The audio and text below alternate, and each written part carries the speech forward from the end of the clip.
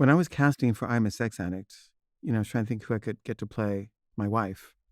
And I had this friend, Tim, whose wife's name was, and she was very beautiful. And I asked her if she'd want to act in the film, and she said, sure. So we did an audition, and she was very good. But I didn't get the money for that film at the time. But then my friend Greg was casting a film, and he needed someone to play my wife. And I asked if she wanted to do it, and she said yes. And the film shoot was in San Francisco, and was in LA. So we rented a place for her to come to San Francisco for like a month during the shoot. And I went down to LA and we drove up together, me and her, one night. And Tim and I weren't getting along. And I think Tim was seeing someone else on the sly, but she knew about it. And she was kind of mad at him. And I was really attracted to her.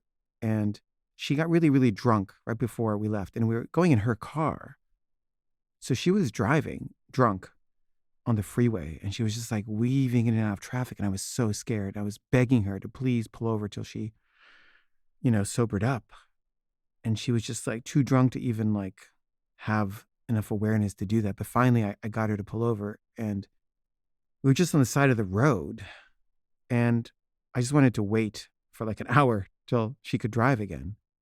And because I'm attracted to her, because my friend, her husband, had been cheating on her, because she knew that, I don't know, I guess I was out of line. I was I was trying to get something going. And she was kind of open to it because she was mad at him.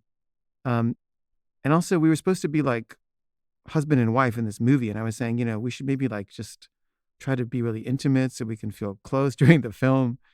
And I kind of had my hands on her. And I was just kind of like caressing her or something. And, it didn't go very far. And then at one point, she said, let's walk around. This is like off the highway in the middle of the desert. And I was like, okay. So we're walking in the desert at night. And then she just like kind of like hugs me. And she kind of like falls down on top of me. And like I fell on like a cactus. It was like, what? Ouch. But I don't know. It was this weird kind of flirtation that was happening. And nothing came of it except that it was some weird flirting that happened. And then at a certain point, Tim, her husband, came to visit her, and she told him like what had happened like in the desert. And I think she was trying to get back at him for, cheating on her.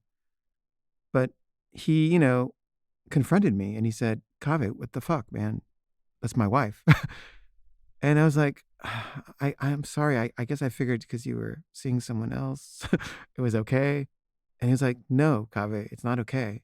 And I was like, I'm sorry. And he said, you basically betrayed my trust.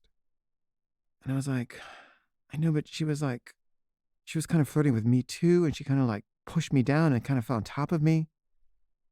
And he said, it doesn't matter what she did, Kaveh. Talk about what you did. And like, you're not taking responsibility for your part in this.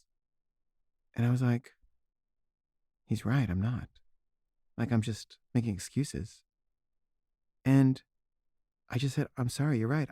I was out of line. I fucked up. And I wasn't taking responsibility, but yeah, I should have done that. And we kind of got over it. Like, we're still friends. We're actually good friends. And him and her broke up eventually. But it was my first real experience of like being out of line and taking responsibility for it. And I think because my friend confronted me in such a good way, like in a very kind but firm way, it was like tough love kind of way, I was able to acknowledge it. And I don't know, I feel like he taught me what it is to take responsibility. And I didn't know what it was before. And I think I do now.